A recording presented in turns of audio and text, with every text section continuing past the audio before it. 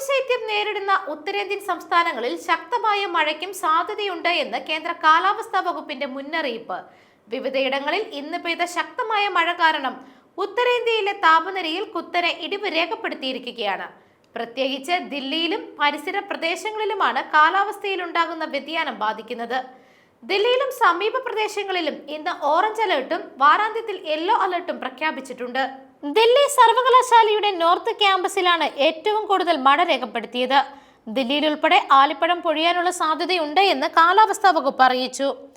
മഴ ഗതാഗത തടസ്സത്തിനും വെള്ളക്കെട്ടത്തിനും കാരണമാക്കി. ഉത്തരാഖണ്ഡ്, ഹിമാചൽ പ്രദേശ്, ഉത്തർപ്രദേശ് തുടങ്ങിയ സംസ്ഥാനങ്ങളിൽ കനത്ത മഴ പെയ്യാൻ സാധ്യതയുണ്ട് എന്നാണ് മുന്നറിയിപ്പ്. ഞായറാഴ്ച മുതൽ ഹിമാചൽ പ്രദേശിൽ ശീതക്കാറ്റ് വീശാനും സാധ്യതയുണ്ട്.